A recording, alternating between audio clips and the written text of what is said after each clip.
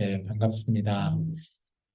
우리가 이사야서의 말씀을 계속해서 이어오고 있습니다. 이사야서의 지금 40장 이후부터는 어떻게 보면 바벨론 포로를 준비하고 있는 하나님의 백성들, 그들 백성은 지금 상황이 너무 힘들죠. 너무 고통스럽습니다. 너무 어려운 삶을 살아가고 있죠. 하루하루를 겨우 버티면서 정말 이제 내가 이 땅에서 죽겠구나. 우리나라 땅도 아니고 저 타국 바벨론 땅에서 죽음을 맞이하겠구나. 그런 생각을 가진 백성에게 하나님께서 소망을 주시고 또 하나님께서 새 일을 행하겠다라고 말씀하셨습니다. 그러면서 오늘 하나님께서 다시 한 번 더 이런 이스라엘 백성에게 강력하게 말씀하고 계시죠. 나 외에는 다른 어떤 신도 존재하지 않는다. 너희가 믿었던, 기존에 믿었던 우상들, 그들은 신이 아니다라고 말하고 있습니다.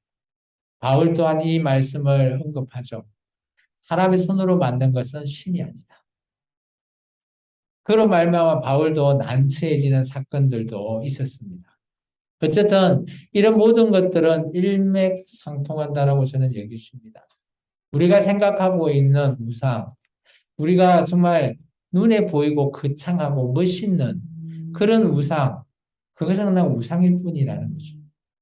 정말 참 사람의 손으로 만들고 사람의 저는 또 한 가지 더 나가서 사람이 생각으로 상상으로 만드는 하나님, 그 또한 우상이라고 여기십니다.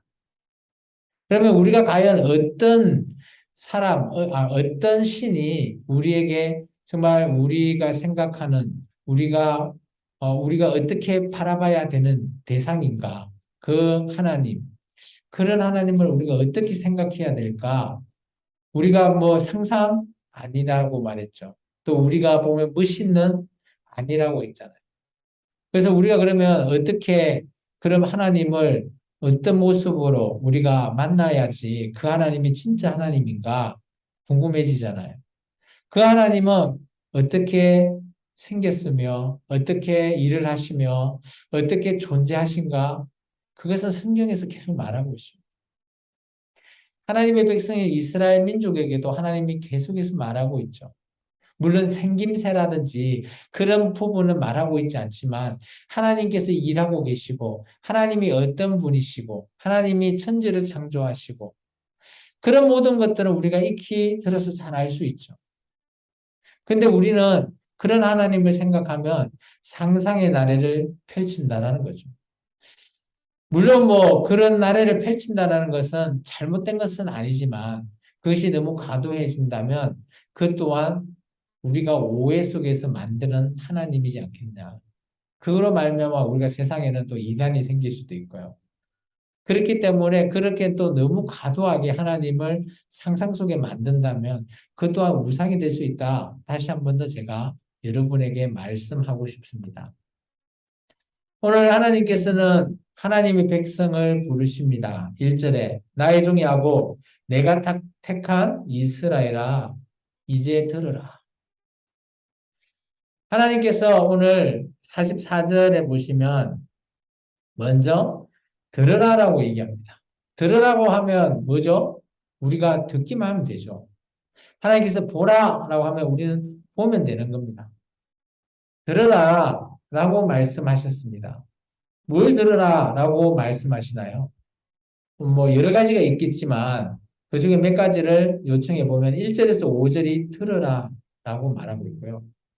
그리고 읽지 않았지만 6절에 보시면 말하라, 말하노라 라고 하면 어때요? 하나님께서 장차 있을 될 말을 말한다.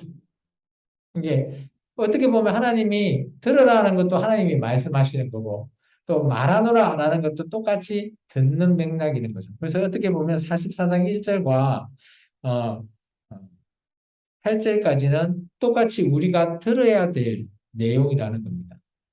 물론 뭐 이것은 그 당시 바벨론 포로로 살고 있는 하나님의 백성에게 일차적으로 말하고 있죠.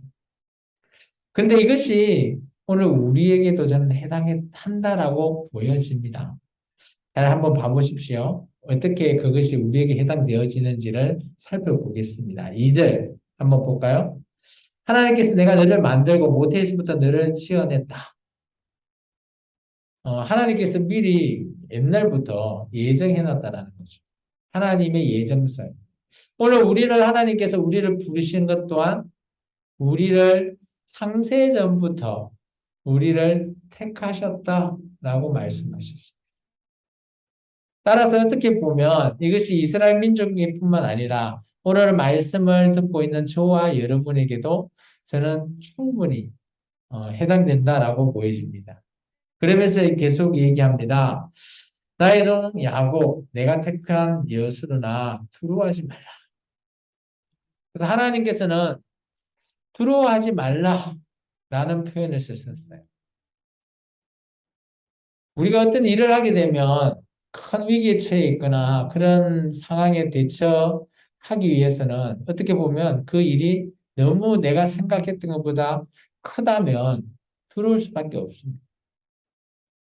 근데 놀랍게도 성경에는 하나님께서 그런 큰 일이 있기 전에 널 두려워하지 말라, 담대하라, 뭐 이런 얘기를 많이 하셨어요. 그 예로 성경에 보면 여호수아에게도 얘기했죠. 그 가나안 땅 들어가기 전에 하나님께서 야 두려워하지 마. 담대하라. 왜 그랬을까요? 내가 너와 함께 하니까 두려워할 이유가 없다. 근데 인간적으로 여호수아의 눈으로 본 저 가나안 땅은 어마어마하게 큰 문제, 풀 수 없는 문제로 여겨졌다라는 거죠. 똑같습니다. 오늘 바벨론 포로된 자가 지금 이들에게는 자유가 없어요. 근데 하나님께서 두려워하지 말라. 내가 너희를 자유하게 해주겠다. 이건 아직 일어나지도 않는 일이라는 거죠. 그것을 믿는 믿음, 그 믿음이 어떻게 보면 정말 하나님께서 칭찬했던 아브라함 믿음입니다. 우리 로마서를 통해서 그거 봤죠. 우리가 믿음의 초상일 수밖에 없는 아브라함. 이게 우리가 믿는 믿음이 그런 믿음이 어떻게 보면 모범이라는 겁니다. 네? 여기서 여술은 이제 설명해 드릴게요. 여술은이라고 하는 뜻은 올바른 자라고 하는 원어의 뜻이 있습니다. 이건 어떻게 보면 하나님께서 이스라엘 백성에게 부르는 애칭? 그런 표현으로 보시면 됩니다.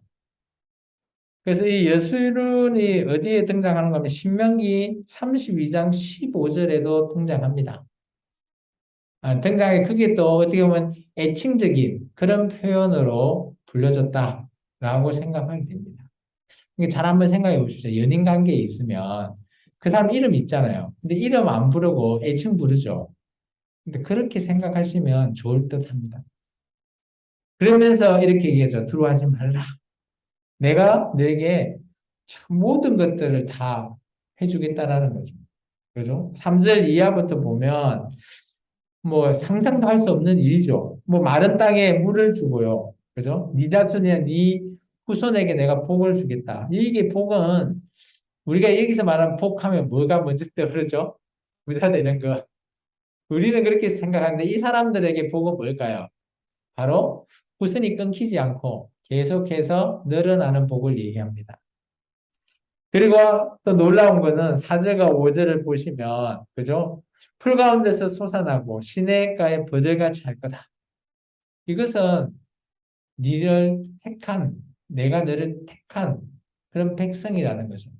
최고 우리 식으로 표현하면 최고가 되게 해줄게 라는 표현이라는 거예요. 그때 이제 반응들이 좀 있죠. 한 사람은 나는 여호와에게 계속 속해 있다 라는 표현도 쓰고 나는 또 한 사람은 나는 야곱의 이름으로 하나님을 부르면서 하나님의 있는 모든 것을 내가 기록하고 하나님의 이름을 존귀 여김을 받겠다. 어떻게 보면 이스라엘 백성도 그 말을 듣고 나서의 반응이죠. 여러분은 예수님을 믿고 어때요? 어떤 반응을 보이셨습니까? 아마 여기에 그 5절의 반응은 어떻게 보면 이스라엘 민족 사람들은 어마어마하게 기뻐했을 거라 저는 여기서요. 그들에게 자유가 없는데, 억압받고 있는데, 하나님께서 이렇게, 그죠? 어마어마한 일을 내가 해주겠다라고 하면, 이게 어떻게 보면 43절과 그대로 이어진 거거든요. 새 일을 행하겠다. 라고 하는 일이 그대로 지금 진행되는 내용 통일합니다. 이게 43, 44장, 45장은 어떻게 보면 하나의 주제로 세 가지의 말씀이 좀 나눠져 있다라고 보시면 돼요. 이어져 있다라고 보시면 되죠. 그렇기 때문에 이스라엘 백성 그 얘기를 듣고 나서 기쁘겠죠. 그래서 나는 하나님께 속한 자가 될 거다. 이게 하나님 나의 구속자시다. 뭐 그런 의미죠. 우리는 예수님의 구속자시잖아요. 그죠? 예수님 우리를 구속하셨다. 그죠? 구속이라는 뜻이 나쁜 뜻으로 표현도 되지만 우리 그 교회에서 용어는 어떻게 보면 예수님이 우리를 구속해서 우리를 저 구원에 이르게 하신다. 그런 의미로 우리는 받아들이시면 더 좋을 것 같아요. 그래서 나쁜 뜻이 아니라 좋은 뜻으로 해석하는 것이 맞다라고 보여집니다. 어쨌든 간에 하나님께서 그렇게 얘기하십니다. 6절입니다. 이스라엘 왕인 여호와 이스라엘의 구원자님 만군의 여호와가 이같이 말하노라. 나는 처음이요 나는 마지막이라. 나 외에 다른 신이 없다. 하나님께서 늘 얘기합니다. 나는 처음이고 마지막. 시작과 끝이라는 거죠. 그래서 우리는 시작? 이 세상의 시작이 언제였지? 알 수 없죠. 이 세상의 끝도 언제지? 알 수 없는 겁니다. 지금 2022년도를 살아가는 우리는 뭐 어딘가에 그 시작과 끝 어딘가에 지금 살아가고 있는 거잖아요. 그런데 하나님은 그 시작과 끝이신 분이라는 거죠. 놀라우신 하나님을 얘기하는 겁니다. 그래서 이것은 계시록에도 많이 등장합니다. 계시록 22장에 보면 나는 알파요 오메가다. 이게 헬라어의 시작이 알파고요. 마지막이 오메가거든요. 그래서 시작과 끝을 얘기하고 있어요. 그만큼 하나님께서 모든 이 땅에 뭐 이 세상에 그죠? 모든 것들을 만드신 분이시다라는 것을 다시 한 번 더 얘기하고 계시는 거죠. 그러면서 나 외에 다른 신은 없다라는 것을 명확하게 얘기합니다. 우리는 여기에 이스라엘 민족이 어떻게 반응했을 거라고 여러분은 여기십니까? 아마 이들은 아마 이런 내용들을 정말 정확하게 이들은 받았다라는 거 저는 보여집니다. 수긍했다라고 보여져요. 아, 우리가 이전에 멸망당하기 전에 그렇게 많은 우상을 섬겼는데 우리 구원해주는 아무도 없더라. 근데 보니까 이 여호와 하나님이 출애굽했던 그 하나님이 지금도 우리와 함께 하시네. 오늘 또 이 하나님이 우리를 바벨론 이 포로를 해서 자유하게 해주신대. 그러면서 이들은 이때 이후 바벨론 포로 귀환 이후부터는 그 어떤 우상도 섬기지 않습니다. 현재 2022년도에 있는 저 유대 땅에 있는 그죠? 유대인들도 뿐만 아니라 또 유대인이지만 예수님을 믿는 기독교인들도 이 말씀을 그대로 실천하고 있죠. 놀라운 일 아닙니까? 그들이 불과 한 400년 동안 우상에 빠져 있었는데 이런 결단의 말씀을 듣고 난 이후에 그들이 그 2000년간 다른 어떤 신도 섬기지 않는다라는 겁니다. 우리나라는 어때요? 우리나라는 어마어마한 종교들이 있어. 많은 신들을 다 섬기잖아요. 어떻게 보면 지금 우리나라가 이 당시 바벨론이라고 하는 나라와 비슷하다라고 보시면 돼요. 많은 종교들이 있었어요. 근데 그곳에서 어때요? 하나님의 백성이 정체성을 나타내기 시작했다라는 거예요. 그러면 어떻게 보면 저는 이렇게 표현할 수 있습니다. 대한민국의 그 많은 종교 중에 기독교를 믿고 하나님을 믿는 정체성, 그걸 드러낸다라는 것은 오늘 이 이스라엘 민족과 똑같다라고 저는 보여요. 잘 한번 생각해 보십시오. 민수기 강야 때 아무것도 없을 때 하나님을 믿는 거 하고요. 오늘 바벨론 70년 세월 동안 많은 신들이 있는 것 중에 여호와 하나님을 믿는 것 어느 것이 어려울 것 같습니까? 여러분 생각에는 둘 다 어렵습니까? 믿기 믿는 건 참 어려운 일이죠. 어떤 게 더 어려울 것 같아요? 그리고 민수기 강야 때 40년 동안은 하나님께서 일하고 계시는 걸 다 보여줬잖아요. 그죠? 뭐 더울 때는 구름 기둥, 추운 밤에는 불 기둥 이런 거 다 보여주시는데 그래도 이스라엘 민족이 하나님을 대적하고 그런 자들도 생기잖아요. 믿는 게 그만큼 어렵다라는 거예요. 그런데 오늘 오죽했으면 바벨론 70년 동안에 정말 많은 종교들이 있거든요. 그런 종교 중에서 여호와 하나님만 믿겠다? 오늘 이 말씀 듣고 나 외에 다른 신은 없다. 이 말씀 한 구절 붙들고 결단하고 정체성을 드러낸다라는 것 쉽겠습니까? 쉽지 않다는. 그래서 오늘날 뭐 2022년을 살아가고 있는 대한민국의 국민으로서 정말 여러분이 나 예수 믿습니다. 라고 만민에게 공포할 수 있다라고 한다면 정체성을 드러낸다면 오늘 하나님께서 기뻐하실 거라 저는 여기있어요. 오늘 44장에 나온 이 내용과 저는 거의 동일하지 않을까. 그만큼 우리가 정체성을 드러낸다라는 것 쉽지 않다라는 거예요. 물론 저는 목회자니까 뭐 쉽지 않겠습니까? 뭐 쉽게 드러낼 수 있죠. 물론 여러분에 비해서는 저는 좀 더 쉽죠. 근데 뭐 집사님이나 뭐 일반 성도님들이 그죠? 회사 다니면서 그런 정체성을 드러내는 거 쉽지 않다라는 거예요. 근데 드러내야만이 오늘 하나님의 백성이 된다라는 것을 말하고 있습니다. 계속해서 우리 말씀 7절에서 8절 같이 한번 읽어볼까요? 내가 영원한 백성을 세운 이유로 나처럼 외치며 알리며 나에게 설명한 자가 누구냐? 있거든 될 일과 장차 올 일을 그들에게 알릴지라. 너희는 두려워하지 말며 겁내지 말라. 내가 예로부터 너희에게 듣게 하지 아니하였느냐? 알리지 아니하였느냐? 너희는 나의 증인이라. 나 외 신이 있겠느냐? 과연 반석이 없나니 다른 신이 있음을 내가 알지 못한다. 하나님도 얘기하죠. 나 왜 신 있는 거? 나 못 봤어. 그러니까 그렇다면 이 이스라엘 민족이 그 전에 하나님 앞에 멸망당하기 전에 무상은 뭐예요? 신이 아니라는 거예요. 그리고 그 당시에 바벨론들이 막 자기들이 신을 숨기고 이런 거 신 아니다. 그래서 바벨론 때 이들은 이런 부분을 수긍했던 이유가 있습니다. 우리가 나중에 다니엘서를 가보면, 그죠? 다니엘의 세 친구가, 그죠? 황제의 그런 숭배하지 않고 풀무불에 들어갔고 그 구원받은 사건이나 또 다니엘이 절하지 않고 사자굴에 들어가서 또 구원받은 사건들 이런 것들 어떻게 보면 이 당시 포로 기한자에게는 아 그런 샘플이 있으니까 하나님을 믿어야 되겠구나. 우리 하나님 외에는 신이 없구나. 아마 더 그들에게 믿음을 그죠 증가시켜주는 그런 예가 아닐까 여겨지기도 합니다. 그런 예가 있다고 믿음이 막 이렇게 확 더 와닿나요? 그건 아니라고 봅니다. 저는.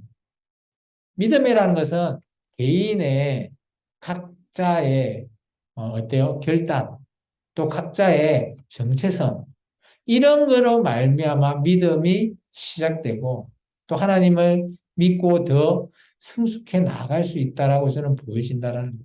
물론 그런 것들은 도움이 돼요. 뭐 풀무불이나 사자굴 이런 걸로 와 구원받았네. 우리 또 교회 나오면 옆에 간증하시잖아요. 내가 막 힘들었는데 예수님 믿고 그래도 이만큼 잘 됐습니다. 뭐 그런 거 믿으면 도움은 되겠죠. 그렇지만 나의 결단이 없으면 그는 믿음이 그런 거 도움 아무 소용이 없다라는 거죠. 오늘 하나님께서 얘기하시죠. 나를 찾는 자에게 실제로 보면 될 일과 장차 올 일 있잖아요. 그게 줄을 끊으시면 좋겠어요. 하나님이 하는 될 일, 새 일을 이루는 그 일과 장차 올 일, 미래적인 내용을 담고 있습니다. 될 일은 우리가 잘 알고 있죠. 우리 43장부터 44장, 45장에 등장하는 일이에요. 그 새 일을 행했던, 그죠?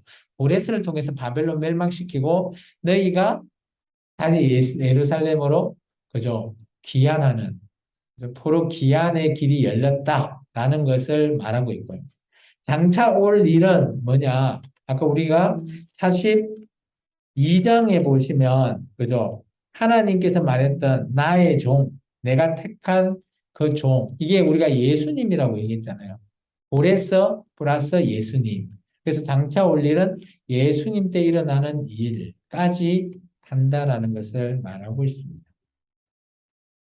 그런데 오늘 하나님의 백성 중에서 다 이 말 들으면 다 아멘 하고 다 따를까요? 아니, 나는 먼저 이제 바벨론 왔으니까 요 하나님 안 믿으랍니다. 그런 사람이 있지 않았을까요? 그런 사람들이 9절 이하부터 하나님을 믿지 않으려고 하는 자들. 이 자들을 뭐 보시면 여러 부류로 나누어서 하나님께서 설명하고 있습니다. 첫 번째, 9절과 10절입니다. 우상을 만드는 자. 이게 하나님을 완전 반박하는 그런 자들이죠. 반대하는 자들. 나 하나님 안 믿어. 그래서 내가 우상을 만들어서 내가 이걸 믿을 거야. 라고 하는 자들에 대해서 얘기하고 있습니다. 9절과 10절 읽을까요? 우상을 만드는 자는 다 허망하도다. 그들이 원하는 것들은 무익한 것이거늘 그것들의 증인들은 보지도 못하며 알지도 못하니 그러므로 수치를 당하니라. 신상을 만들며 무익한 우상을 구워 만든 자가 누구냐? 우상을 만드는 자들은 자기들이 그 우상 만들고 숨기잖아요. 신으로. 그런데 참 하나님 입장에서 이렇게 얘기하죠. 그들이 하는 모든 것들이 다 무익하네. 의미가 없다는 거예요. 그래서 우리가 인생에 저는 참 돌이켜 볼 때 내가 하고 있는 일이 내 인생에 유익하냐, 무익하냐 이걸 좀 따져봤으면 좋겠어요. 우리는 그냥 습관적으로 하고 있는데 그런 일이 정말 누구를 기준으로 해서 나를 기준으로 해서 유익할까? 아니면 하나님을 기준으로 해서 유익할까? 이런 것까지도 한번 생각해 봐야 된다라고 저는 보여집니다. 오늘 자기들은 유익하다고 생각하죠. 우상을 만들면서. 그런데 하나님 보기에는 이거 아무 쓸모없는 일이다. 무익하다라고 얘기하잖아요.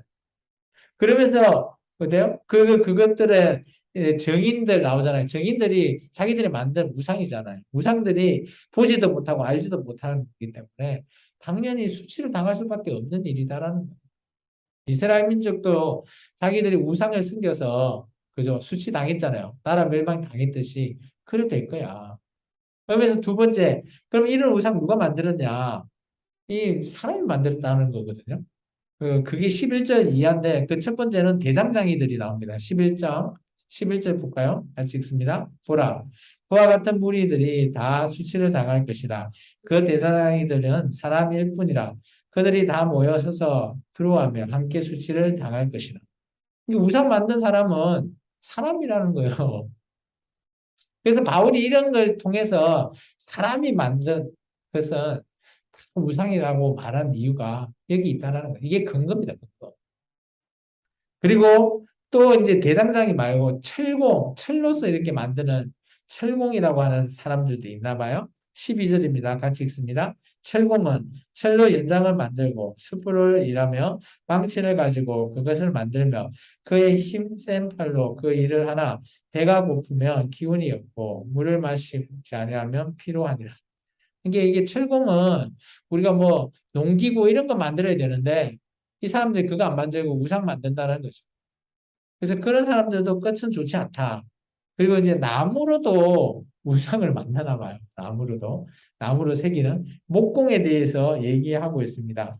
목공에 대해서는 조금, 우리 17절까지 그냥 쭉 읽을게요. 13절부터 같이 읽습니다. 목공은 줄을 늘려 재고 붓으로 긋고 대패로 밀고 곡선자로 그 사람의 아름다움을 따라 사람의 모양을 만들어 집에 두게 하며 그는 자기를 위하여 백향물을 베며 디러사의 나무와 상수리 나무를 취하며 숲의 나무들 가운데서 자기를 위하여 한 나무를 정하며 나무를 심고 비를 맞고 자라게도 하느니라. 이 나무는 사람이 땔감으로 삼는 것이거늘 그가 그것을 가지고 자기의 몸을 드럽게 하고 불을 피워 떡을 굽기도 하고 신상을 만들어 경배하며 우상을 만들고 그 앞에 엎드리기도 하는구나. 그 중에 절반은 불에 사르고 그 절반은 고기를 구워 먹고 배불리며 또 몸을 더럽게 하고 이르기를 하나 따뜻하다 내가 불을 보았구나 하면서 그 나머지로 신상고 자기의 우상을 만들고 그 앞에 엎드려 경배하며 그것에 기도하여 이르기를 너는 나의 신이니 나를 구원하라 하는 참 이런 어리석은 짓을 한다는 거죠. 나무로 땔감으로 써야 되는데 반은 땔감 쓰고 반은 우상을 만들어 놓고 그죠? 뭐 이게 고기를 먹고 이런 건 제사를 드렸다는 거죠. 그리고 나서 17절에 보면 참 어이없는 말을 하죠. 그 목공을 만든 사람이 그 만든 신한테 야, 너 나 좀 구원해. 이게 가능하나 이거죠. 그러니까 이만큼 어리석은 자들이 있다라는 거예요. 이게 바벨 포로에 하나님의 백성이지만 정말 하나님의 아멘 하고 믿고 나가는 백성이 있는 반면 그렇지 못한 사람들도 있다라는 것을 얘기하는 겁니다. 우리도 예수님을 믿는 교회에서 이러면 안 되는데 늘 이야기하잖아요. 교회나 출석부직으로 오는 교인도 있다고. 물론 뭐 아직 은혜가 안 들어가고 믿음이 안 자라서 그랬다라고 볼 수는 있지만 정말 이렇게 정반대의 길을 걸으면 안 된다라는 것을 다시 한번 더 우리는 좀 깨달을 필요가 있습니다. 그러면서 오늘 18절부터 20절에 그것에 대한 결론을 얘기하고 있습니다. 같이 읽을게요. 그들이 알지도 못하고 깨닫지도 못함은 그들의 눈이 가려서 보지 못하며 그들의 마음이 어두워서 깨닫지 못함이니라. 마음의 생각도 없고 지식도 없고 총명도 없으므로 내가 그것의 절반을 불사르고 또한 그 숯불 위에서 떡도 굽고 고기도 구워 먹거늘 내가 어찌 그 나머지로 가져간 물건을 만들겠으며 내가 어찌 그 나무 토막 앞에 굴복하리요. 말하지 아니하니 그는 죄를 먹고 허탄한 마음에 미혹하여 자기의 영혼을 구원하지 못하며 나의 오른손에 거짓의 것이 있지 아니하냐 하지도 못하느니라. 이 말이 뭔가 하면 아까 우상을 만든 사람들 있잖아요. 그런 사람들은 어떻게 보면 우리가 보기엔 어리석죠. 그런데 여기 놀라운 얘기가 있습니다. 좀 줄을 끊으면 좋겠어요. 20절에 보면 그들이 뭘 했는가 하면 허탄한 마음에 미혹되었대요. 이게 이 사람은 그런 우상을 만들었지만 그렇게 어리석은 하는 짓이 뭐예요? 마음의 미혹이 됐다는 거예요. 이 미혹을 누가 했겠습니까? 뭐 우리는 뻔하죠. 사탄이 하지 않았겠어요? 사탄이 하나님 편에 서지 못하게 미혹한 거예요. 그러다 보니까 그들이 왜 이렇게 어리석은 짓을 했냐? 18절 보면 보이잖아요. 눈이 가려워져서 그런 일을 하는 거예요. 하나님을 못 보게. 또 마음이 어두워져서 하나님을 못 보게 가로막는다라는 거예요. 그자가 누굴까요? 사탄이겠죠. 그래서 어떻게 보면 바벨 포로 기한자를 준비하고 있는 기한을 준비하는 자들 중에서도 우리가 그냥 일반적으로 뭐, 야, 이 사람 하나님 믿고 이 사람 똑같은 백성이지 믿지 않구나, 우상을 숨기구나, 이렇게 생각할 수 있는데 그 와중에도 사탄이 유혹하고 있는 거예요. 미혹하고 있는 거예요. 이게 우리의 삶, 지금 예배 드리고 있는 저와 여러분 쪽에서도 사탄이 지금 있지 않겠어요? 오늘 하나님의 말씀 못 받게, 그죠? 야, 너 이거 뭐 하지 마, 라고 하면서 미혹하겠죠. 마음을 미혹한대요. 정말 그게 중요한 거예요. 우리의 마음, 우리의 생각이 미혹되어지면 우리가 하나님을 눈이서도 못 보고요. 마음이 깨닫지도 못한대요. 이건 정말 중요하다라고 저는 보여져요. 지금 우리가 예수님을 믿고 있고 예수님을 통해서 하나님을 알게 되고 은혜 속에 있지만 우리가 사탄에게 한순간 미혹되어 버리면 이런 거 전혀 하지 못하고 어리석은 짓만 한다는 거예요. 근데 이들은 어리석은 짓을 하고 있지만 자기가 그런 일을 하고 있는지 알지 못한다라는 거죠. 그렇기 때문에 이렇게 우상을 만든다라는 거예요. 우리는 교회에는 우상을 안 만들겠지만 우리가 그렇게 어리석게 되면 우리 또한 그죠? 만들지는 않지만 우리가 상상하는 우상을 섬길 수도 있다라는 거예요. 이건 정말 중요한 내용이라고 저는 여겨집니다. 그러면서 하나님께서 아까 얘기했던 새 일을 내가 아까 할 일, 그리고 장차 올 일 있잖아요. 그 일에 대해서 하나님께서 자세하게 설명하고 있는 내용이 21절에서부터 28절의 내용입니다. 이제 내가, 우리가 44장, 3장에서는 새 일을 행하겠다. 19절에 있죠. 새 일을 행한다. 그리고 그 일에 대해서 오늘 실제적인 구체적인 내용이 오늘 우리가 21절에서 28절이다 라고 보시면 됩니다. 같이 읽겠습니다. 21절에서 28절입니다.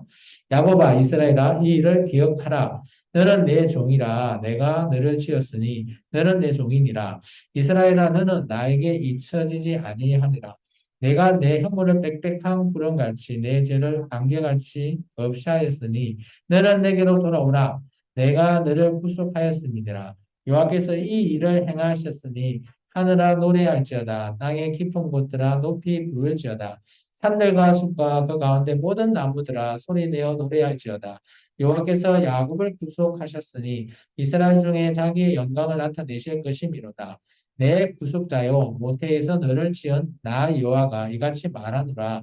나는 만물을 지은 여호와라. 홀로 하늘을 펼쳤으며 나와 함께 한 자 없이 땅을 펼쳤고 헛된 말을 하는 자들의 징표를 해하며 점치는 자들을 미치게 하며 지혜로운 자들을 물리쳐 그들의 지식을 어리석게 하며 그의 종의 말을 세워주며 그의 사자들의 계획을 숙지하게 하며 예루살렘에 대하여는 이르기를 거기에 사람이 살리라 하며 유다 성읍에 대하여는 중건될 것이라 내가 그 황폐한 곳들을 복구시키리라 하며 기품에 대하여는 이르기를 말을 내가 내 강물을 마르게 하리라 하며 고레스에 대하여는 이르기를 내 목자라 그가 나의 모든 기쁨을 성취하리라 하며 예루살렘에 대하여는 이르기를 중건되리라 하며 성전에 대하여는 내 기초가 놓여지리라 하는 자니라.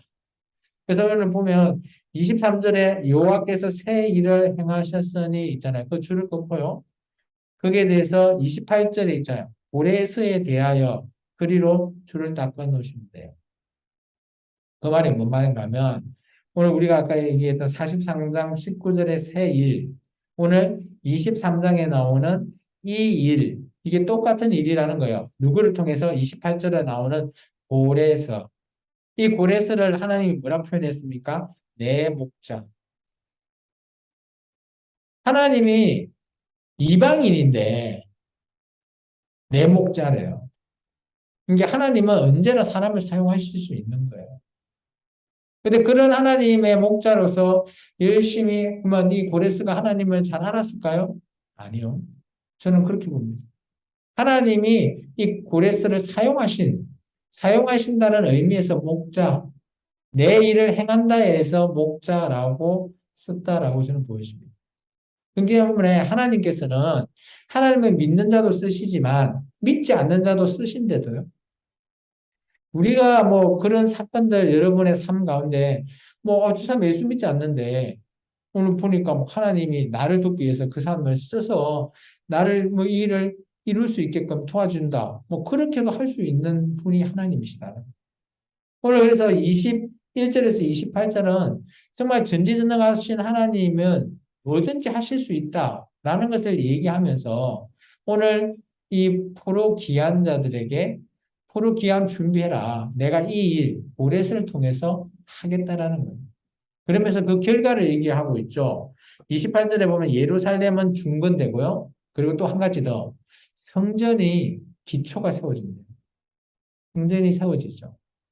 우리가 여러분 아시겠지만, 그죠? 솔로몬 성전은 지금 멸망당해 없어요.